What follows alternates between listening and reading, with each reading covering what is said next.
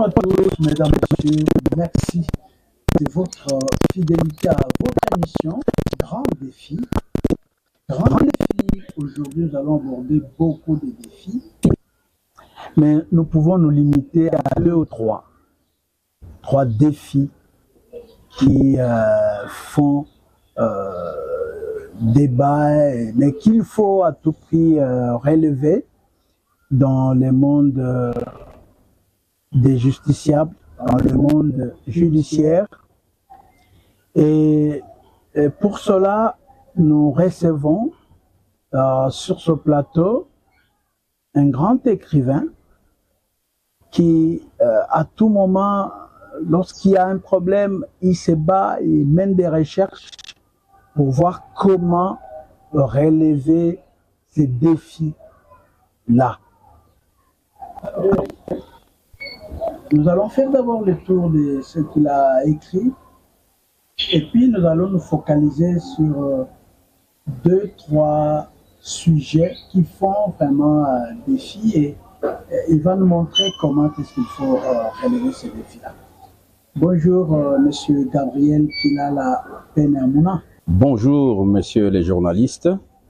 Ce n'est pas la première fois ou la deuxième que nous vous recevons dans cette émission, mais est-ce que vous-même, vous pouvez vous présenter auprès de nos téléspectateurs?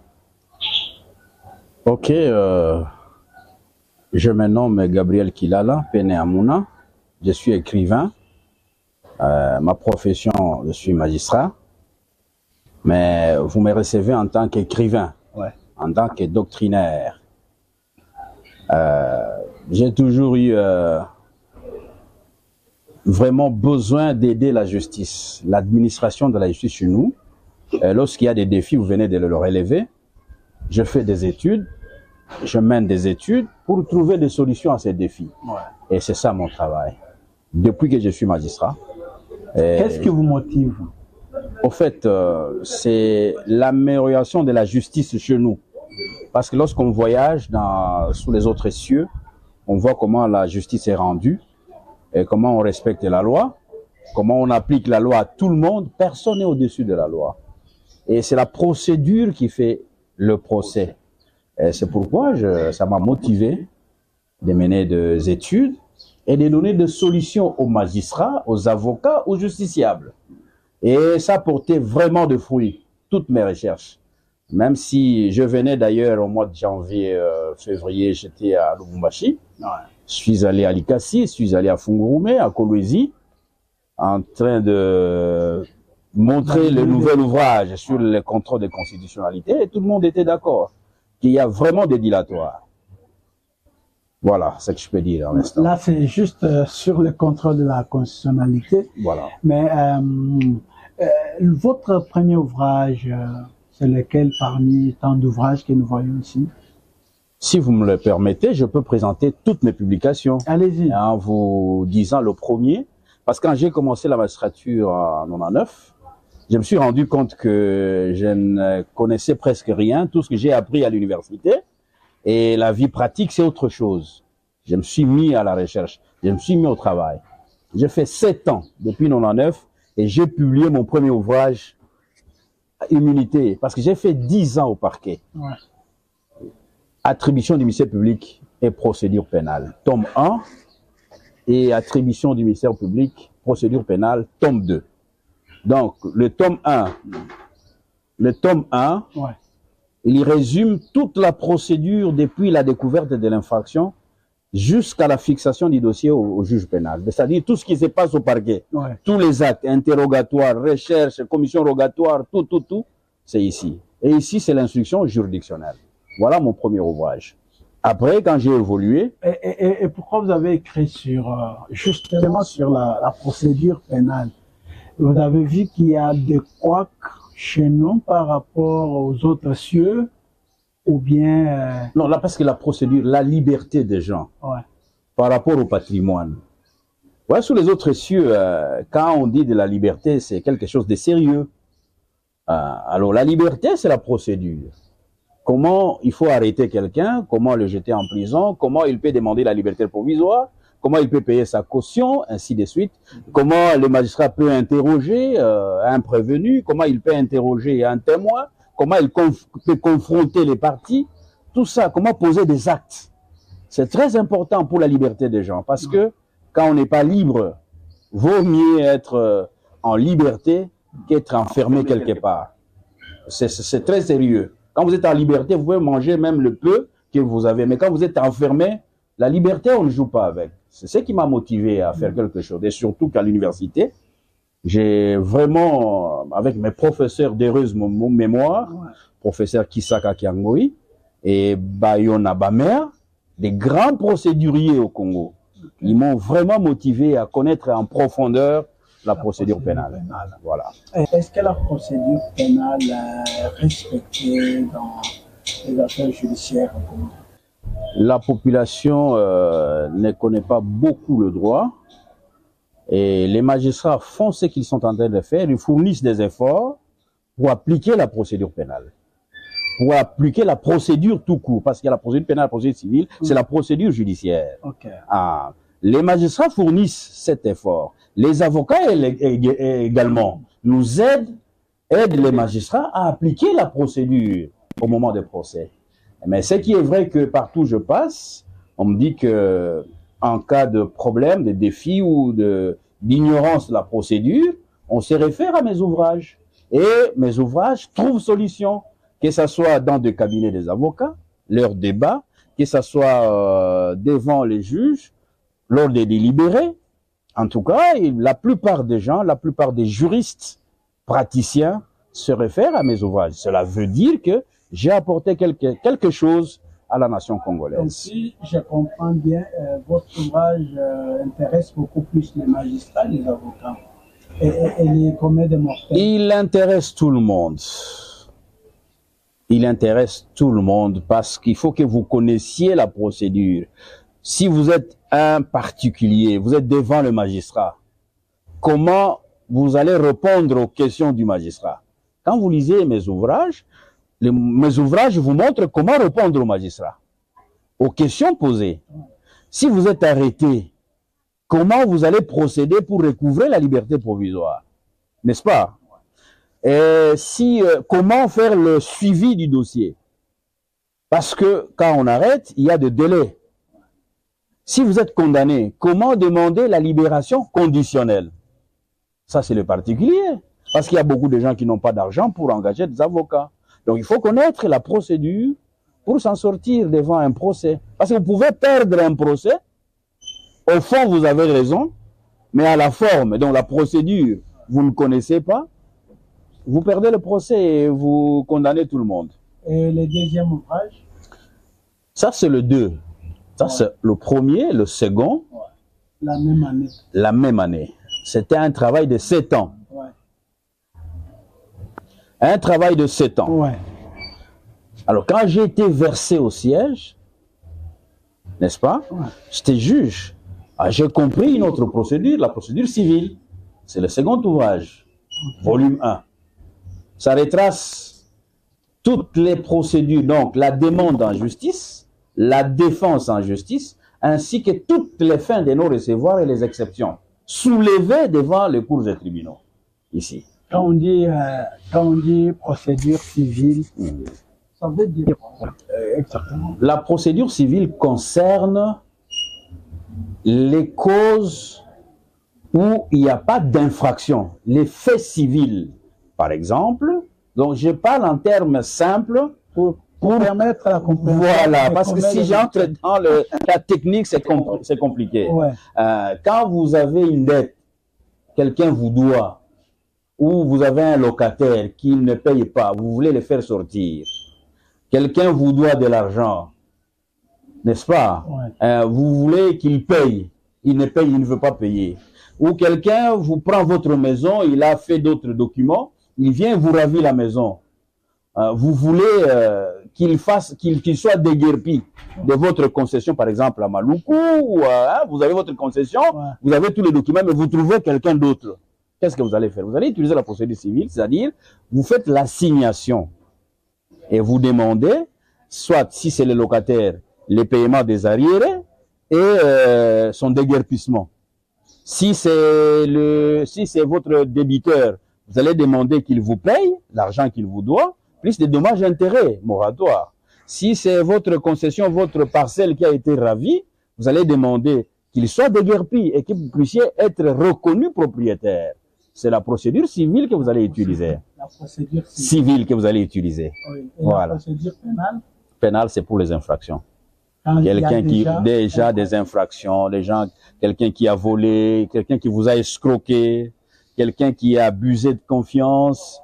À ce moment-là, vous allez vers le parquet ou alors vous faites la citation directement au tribunal. Lorsque il y a tentative d'infraction, vous appelez encore ça infraction? Oui, absolument. La tentative, il y a la tentative par punissable. Exemple, quelqu'un voulait voler même l'argent ou un bien. Alors, mais il n'a pas volé et on l'a attrapé au moment où il voulait. Mais oui, mais c'est ça. Mais justement, parce que si son entreprise criminelle a été arrêtée par des faits extérieurs, il y a tentative punissable.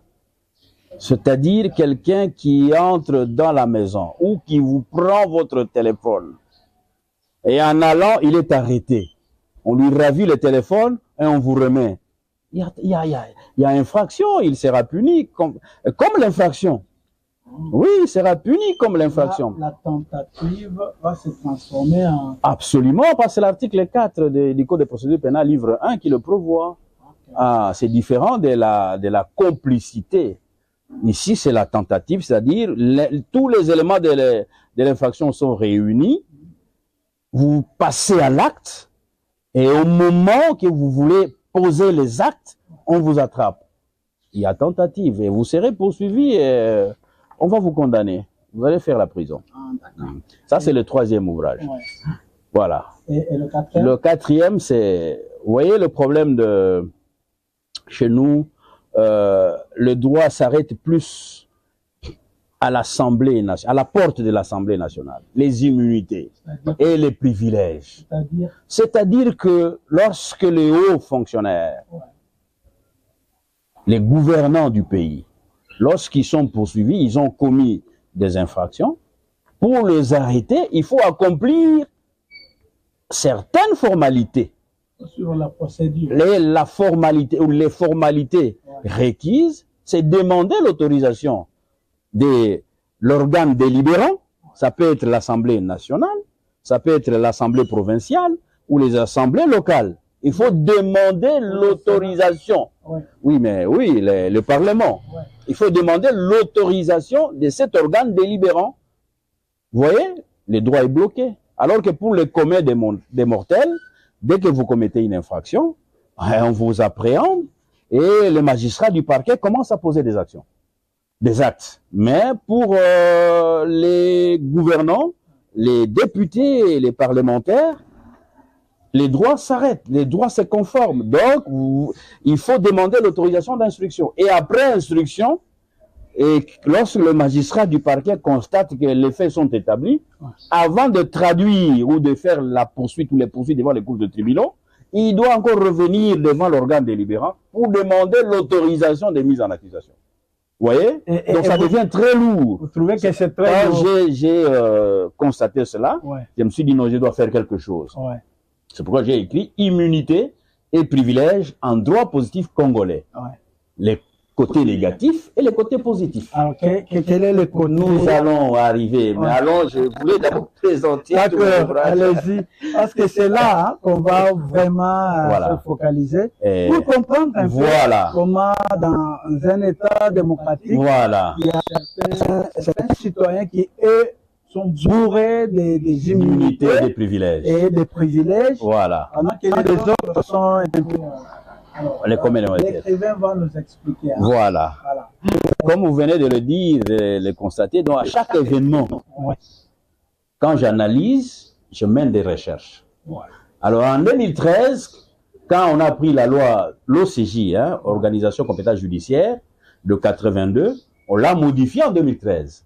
Il y a maintenant la loi organique numéro 13 barre 011-B du 11 avril 2013, Ouais. portant organisation, fonctionnement et compétences des jugements de l'ordre judiciaire. Ouais. Il y avait des amendements, c'est cet ouvrage ici. Organisation, fonctionnement, compétences, juridiction en droit. Alors, je me suis dit, je dois faire quelque chose pour apporter l'éclairage aux juristes. Ouais. Qu'est-ce qui a changé? Qu'est-ce qui n'a pas changé? Comment maintenant l'organisation judiciaire est faite? Comment les cours et tribunaux fonctionnent? Et quelles sont les compétences de chaque juridiction?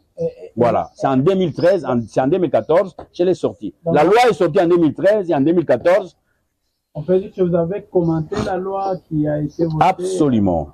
J'ai commenté cette loi qui a modifié la loi de 1982 et j'ai apporté le commentaire, j'ai analysé les commentaires des auteurs et les différentes décisions judiciaires, et puis j'ai apporté la lumière. Et tout a été vraiment passé au peigne fin.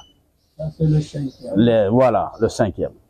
Et après, quand j'étais conseiller au ministère de la Justice, en 2015, je me suis rendu compte que beaucoup de gens se faisaient spolier de leurs parcelles à cause du document appelé certificat d'enregistrement. Pourquoi? Parce que depuis des années, depuis 30 ans ou 40 ans, on nous a enseigné à l'université que c'est lui qui a les certificats d'enregistrement, c'est celui le propriétaire de la parcelle. Je me suis dit, est-ce que c'est vrai ce principe?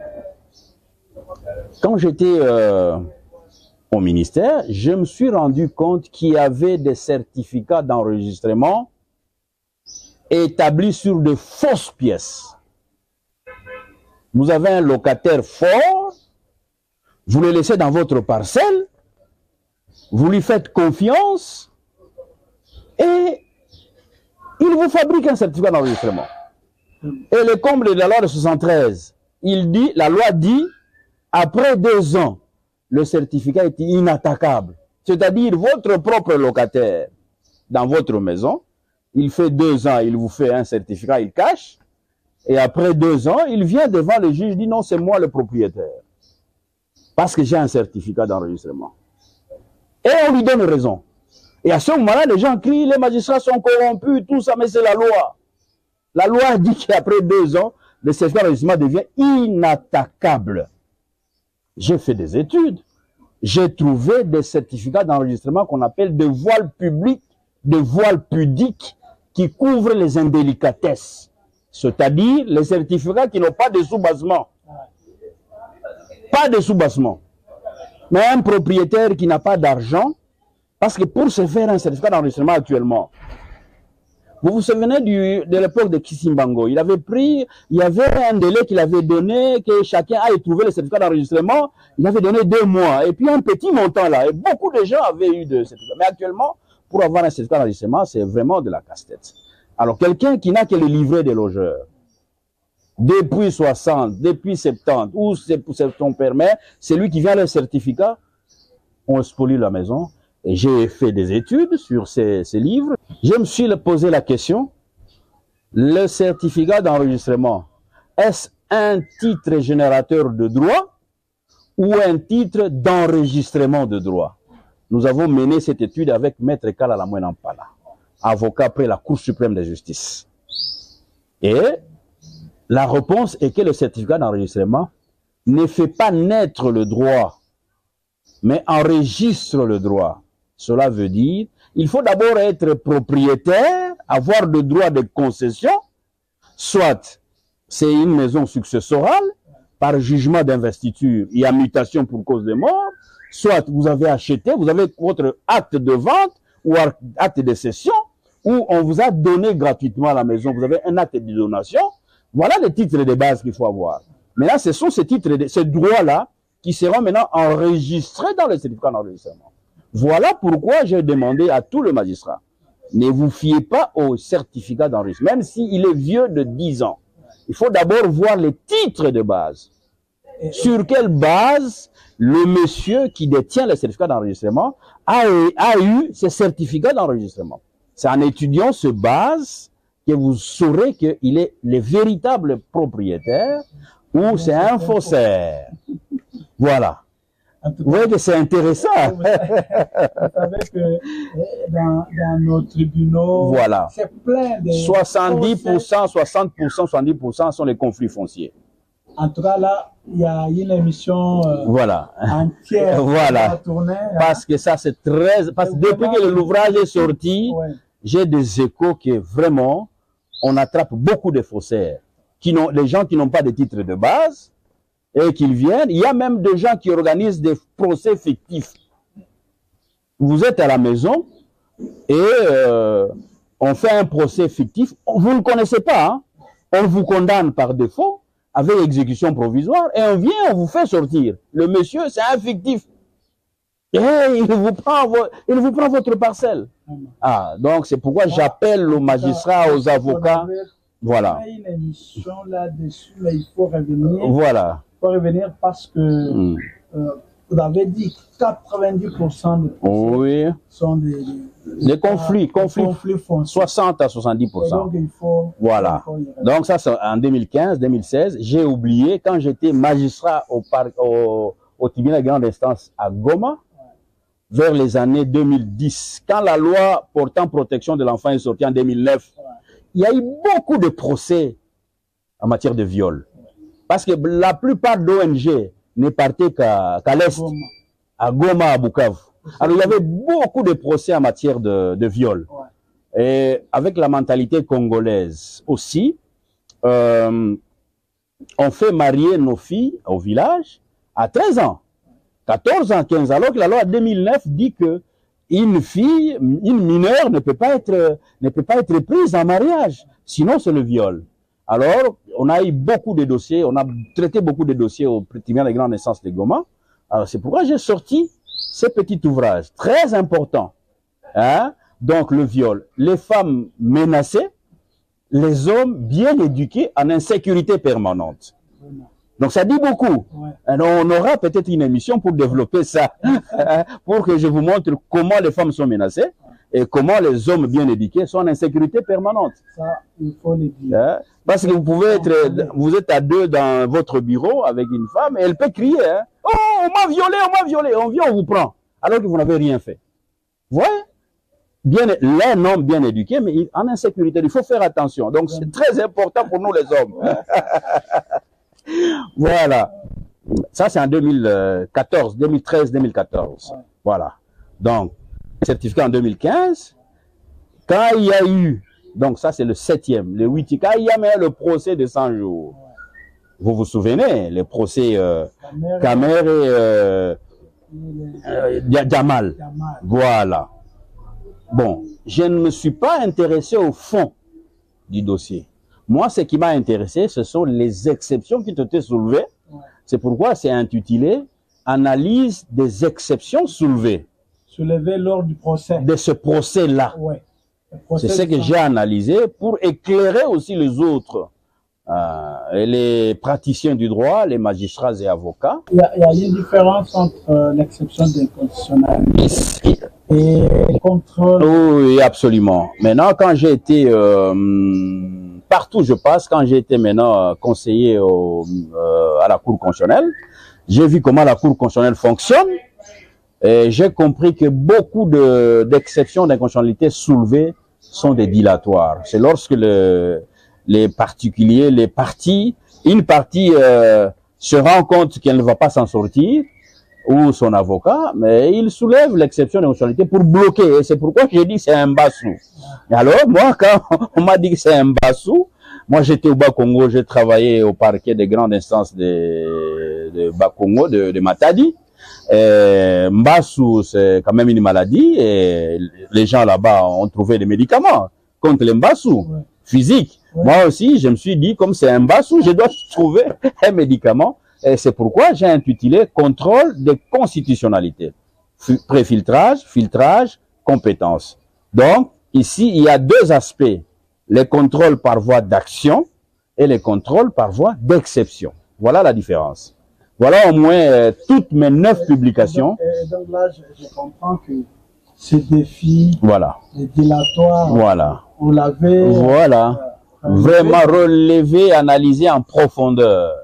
Et quand j'ai circulé, même ici à Kinshasa, à Njili, à Gombe, à Lubumbashi, partout, quand j'explique et dans différents barreaux, et les gens me donnent raison, et ils ont dit que maintenant nous avons des éléments pour répondre à ces exceptions dilatoires, à ces mbassu, voilà, les mbassu là-bas. Et ce sont des échos qui me reviennent, et des bons échos qui me reviennent, que vraiment maintenant, c'est la célérité des procédures. Parce que le constituant veut que le procès se passe dans des délais raisonnables. Dans des délais raisonnables, et non des années de non élastiques là. Ça fatigue les gens, ça crée des frais, ça crée des frustrations à la population, et à ce moment-là, ça jette le discrédit au fonctionnement de la justice. Oui, et même la méfiance. Voilà, dis non, si vous allez là-bas, vous n'aurez pas raison, il y aura des procédures et des procédures.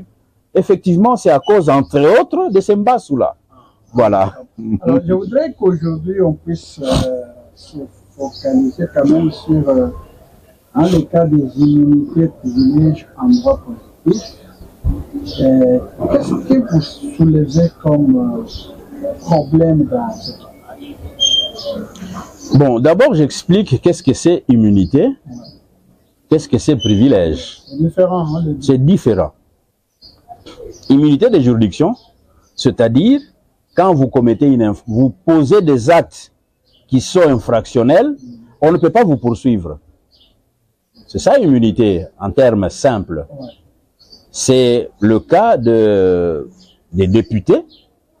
Lorsque le député ou le parlementaire émet une opinion dans l'exercice de ses fonctions ou à l'occasion de l'exercice de ses fonctions, ce parlementaire est immunisé.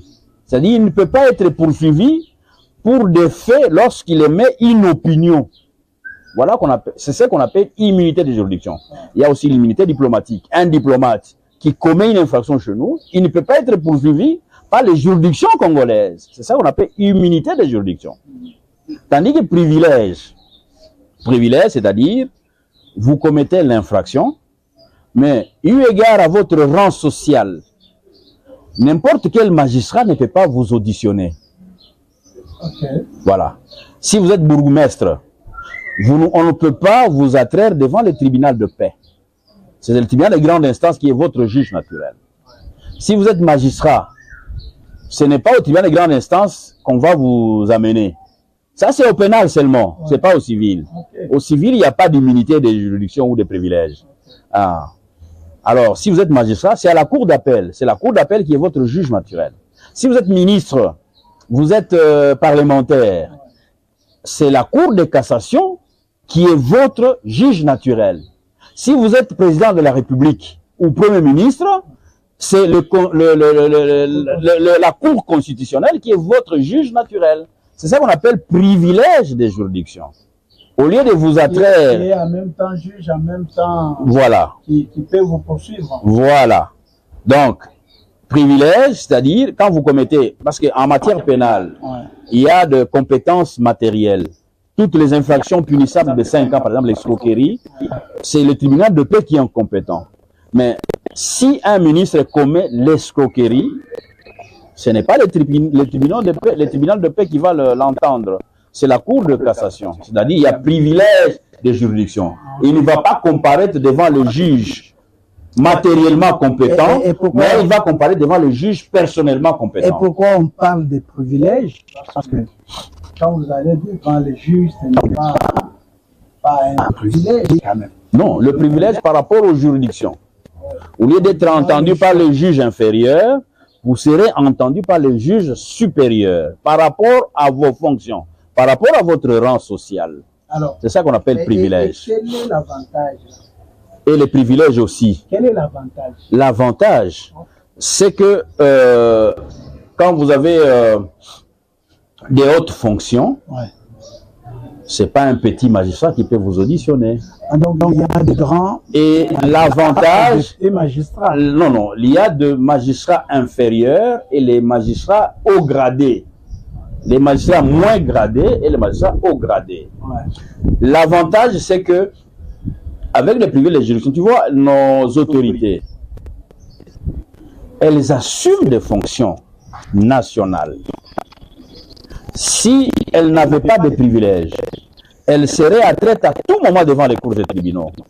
Ça risque de déranger le déroulement du service qu'il anime. Par exemple, le ministre. S'il n'avait pas de privilège de juridiction, vous savez, un ministre, mettons de côté le terme de ministre, c'est un humain. Ouais.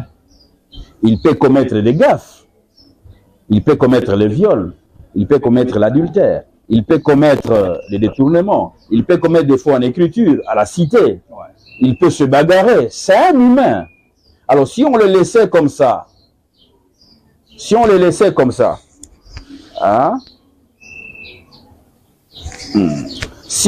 comme ça, mais il risque d'être traîné à tout moment devant les cours des tribunaux. Et le ministère va fonctionner comment?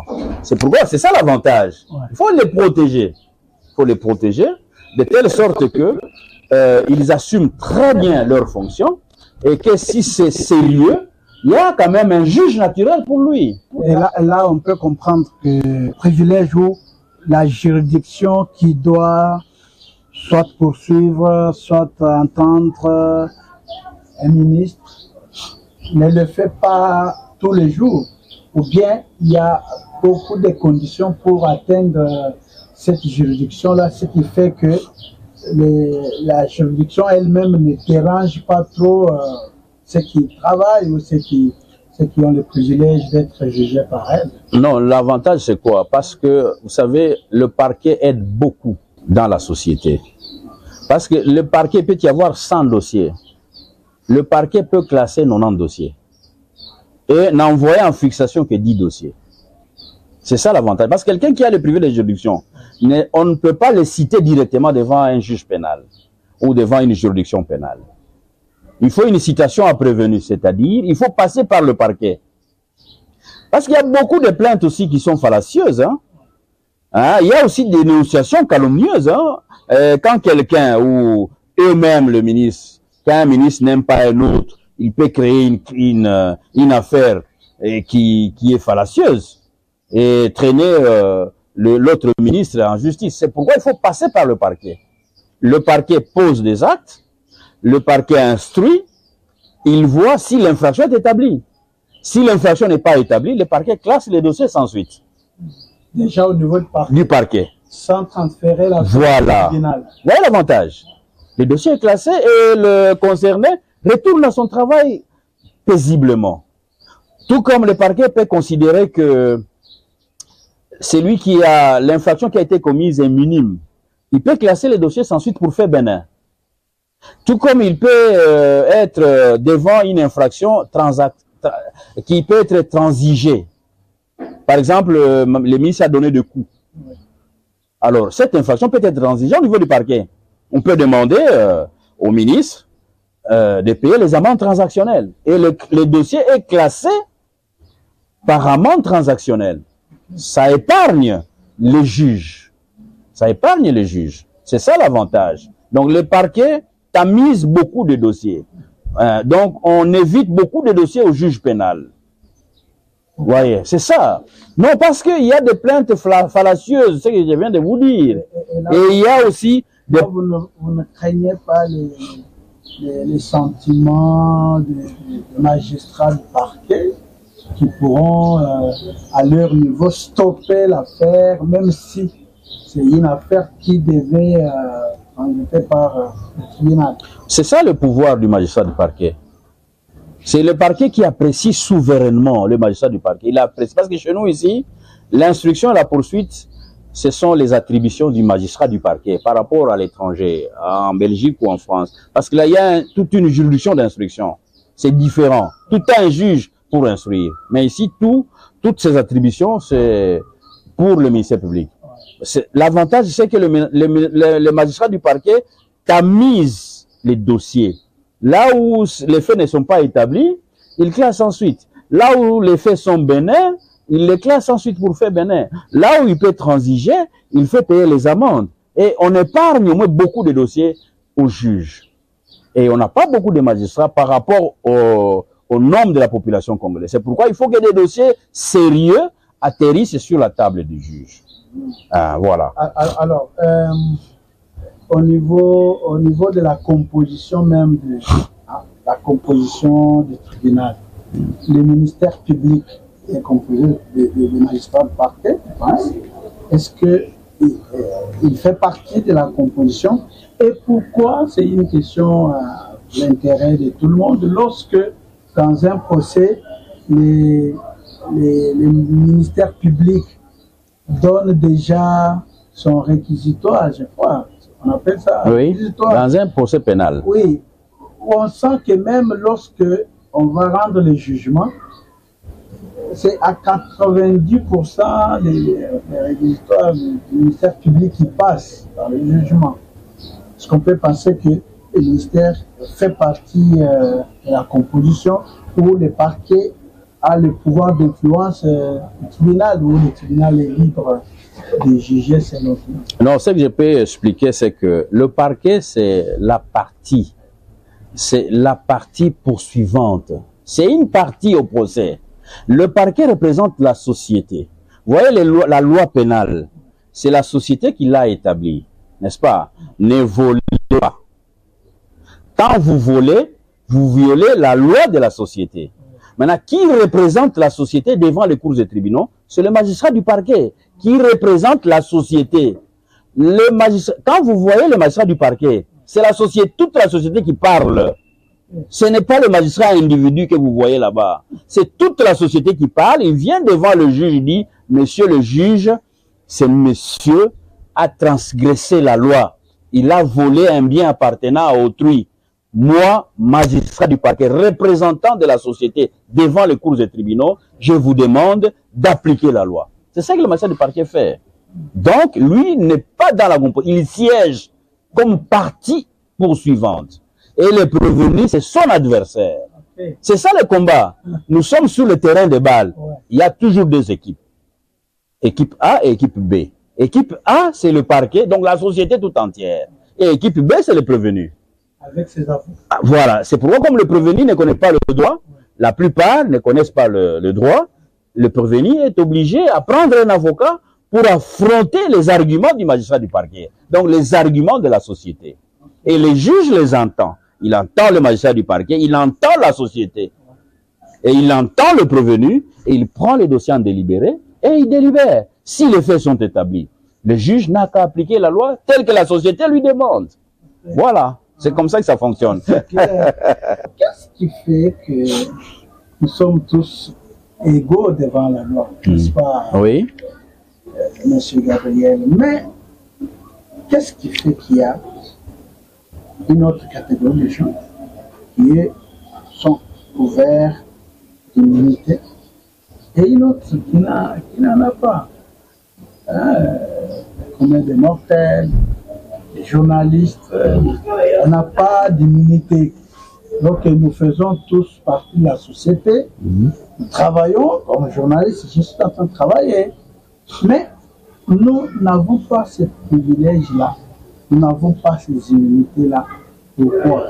Est-ce pas une injustice? Bon, c'est une injustice légale voulue par les législateurs lui-même. Ici, ça ne concerne que la fonction. Les législateurs protègent la fonction. C'est ça. Quand vous êtes ministre, il ne faut pas voir la personne du ministre, il faut voir la fonction du ministre. Parce que le ministre gère toute la République dans son domaine. Un tel monsieur, les législateurs, d'abord les constituants, a donné pouvoir aux législateurs de protéger ces gens-là. Mais néanmoins, il y a des limites. Parce que lorsqu'un ministre commet une infraction, effectivement, il a des privilèges, mais il sera poursuivi même après son mandat. Donc les ministres même après son mandat. Non, parce qu'ils n'ont pas d'immunité de juridiction comme les parlementaires. Ils ont les privilèges de juridiction. C'est ça la différence. L'immunité, c'est seulement les parlementaires nationaux de la province ou des assemblées locales. Voilà. Parce que eux sont les représentants du peuple. Tandis que le ministre, c'est le représentant de l'État. C'est le gouvernement. Parce que le peuple et le gouvernement, c'est différent. C'est pas pour rien qu'il y a un gouvernement et un parlement. Le parlement représente directement le peuple. C'est pourquoi on doit protéger le peuple. Parce que quand un parlementaire parle, il parle au nom du peuple. Quand un ministre parle, il parle au nom du gouvernement.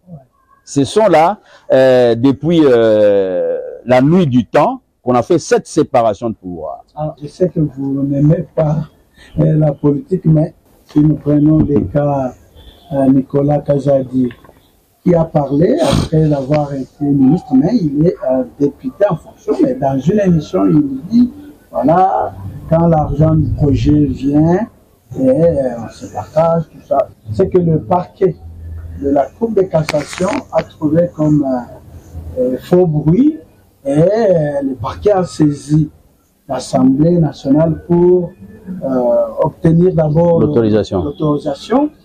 Et l'Assemblée a rejeté la demande du parquet. Est-ce que vous pouvez nous expliquer de manière scientifique, est-ce que l'Assemblée nationale qui a rejeté les réquisitoires a-t-elle raison ou pas? Merci beaucoup. Je ne peux pas répondre dans ces termes-là. C'est même l'objectif de mon livre là que vous avez là-bas. Immunité. J'ai bien dit dans cet ouvrage que les histoires d'immunité et de privilèges bloquent la justice. Pourquoi? Parce que la justice s'arrête à la porte de l'Assemblée. Et cela, c'est le vœu du constituant. C'est le vœu du constituant. L'article 166, alinéa 2, est clair à ce sujet.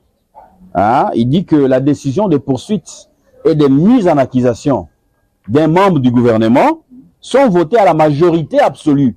S'il y a 500 députés, il faut 251 députés.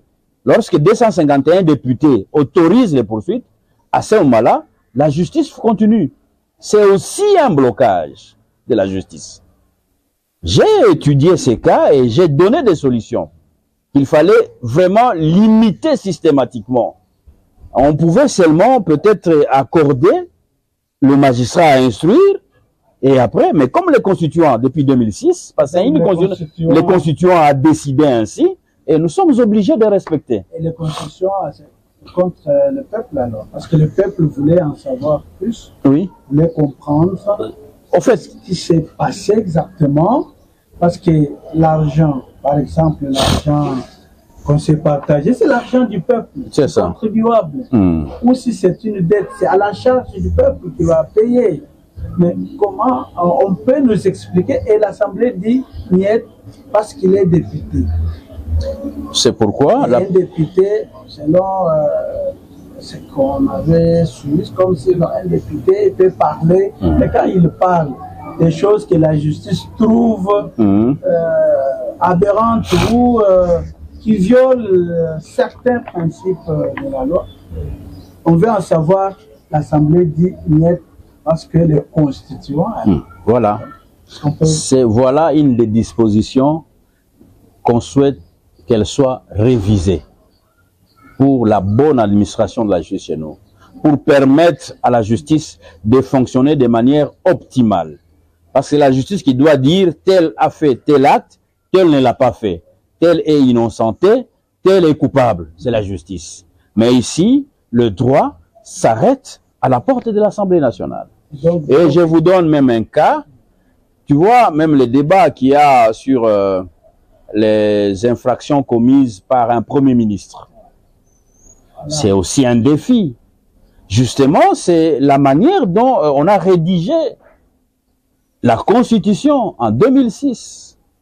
Vous voyez, quand vous regardez, je fais des analyses scientifiques, quand vous regardez la loi de 1982, numéro 82/017 du 31 mars 1982, à l'article 102, c'est ce que nous appelons les moments d'appréciation du privilège de juridiction. Il y a un débat. Est-ce qu'un ancien président ou un ancien premier ministre peut être poursuivi de cas qu'il a commis, qu'il aurait commis lorsqu'il était ministre. L'article 102 de 1982, la loi de 1982, a été bien rédigée. Parce que quand vous lisez là, c'est clair, on dit les actes qu'il a commis quand il est ministre ou les actes qu'il avait commis lorsqu'il était ministre ou lorsqu'il était membre du gouvernement. C'est ça que dit l'article 162. Mais arrivé en 2013, on enlève cette périphrase. Les actes commis lorsqu'il était ministre, on a enlevé ça. Et on a laissé seulement les actes commis lorsqu'il est membre du gouvernement. Et ça pose problème aux juges maintenant. C'est pourquoi il y a des interprétations dans tous sens. Les autres disent, même les actes qu'il a commis lorsqu'il était en fonction, les autres disent non, les actes qu'il avait, même s'il n'est plus en fonction. C'est à cause de la rédaction malheureuse de nos lois. Alors qu'en 82, il y avait déjà une avancée. En 2013, on est retourné. Parce que cette préface-là devrait rentrer dans la formulation. Les actes commis lorsqu'on est en fonction, à l'occasion de la fonction, ou les actes commis lorsqu'on était en fonction. Cette périphrase est très importante pour l'évolution, une bonne administration de la justice.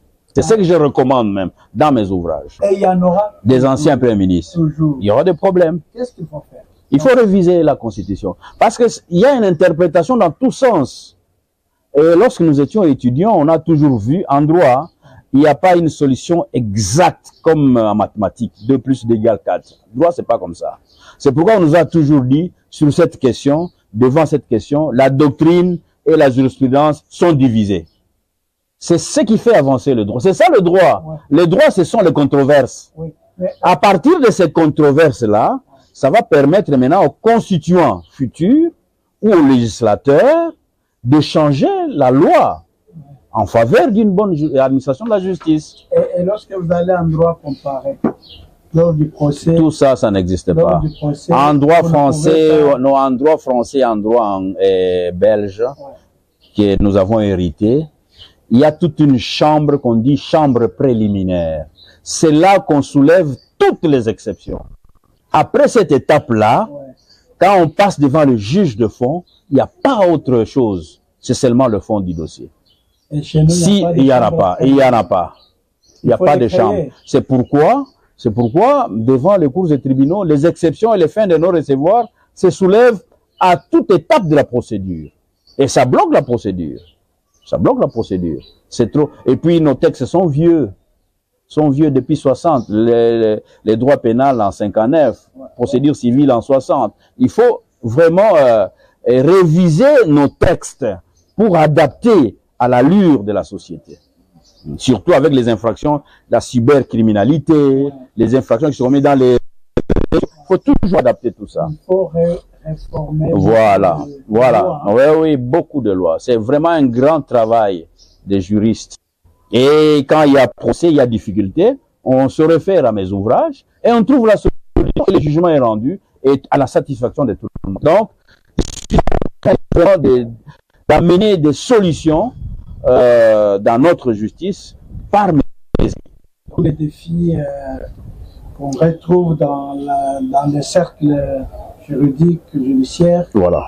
Vous vous battez pour ça. Voilà. Alors, est-ce que les généraux, l'armée, la police ont des privilèges de juridiction, ont des immunités?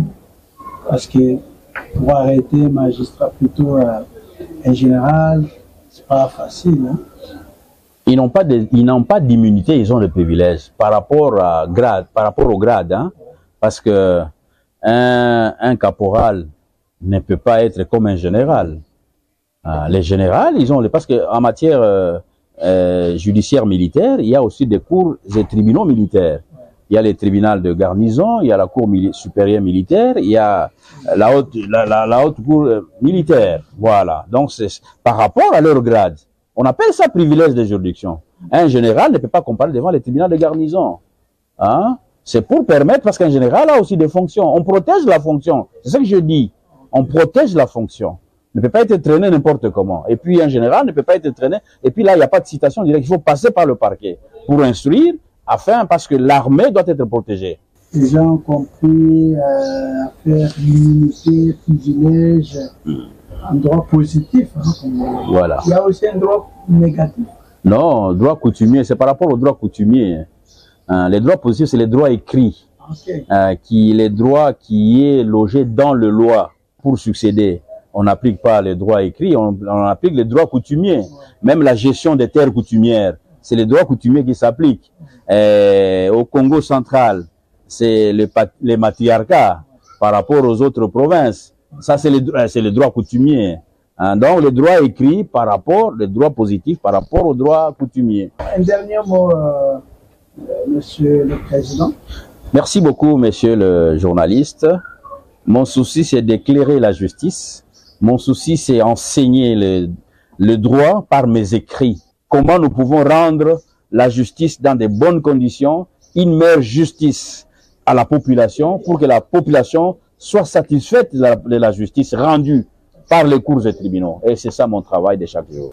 Merci beaucoup, Monsieur Gabriel Kilala Pene Amouna. Je rappelle que vous êtes auteur de plusieurs ouvrages et vous les avez d'ailleurs cités l'un après l'autre au début de l'émission. Merci à vous tous qui nous avez suivis. La suite au prochain numéro. Je rappelle que nous aurons d'autres émissions sur chaque matière, comme sur les viols. Vous voyez, les titres là, c'est un titre qui interpelle hein, les femmes menacées, les hommes bien éduqués en insécurité permanente. Donc, les hommes sont en insécurité, donc il faut qu'on nous parle, qu'on nous explique comment, parce que nous risquons trop. Voilà qui met terme à votre émission ce jour. Merci de l'avoir suivi. La suite au prochain numéro. Au revoir.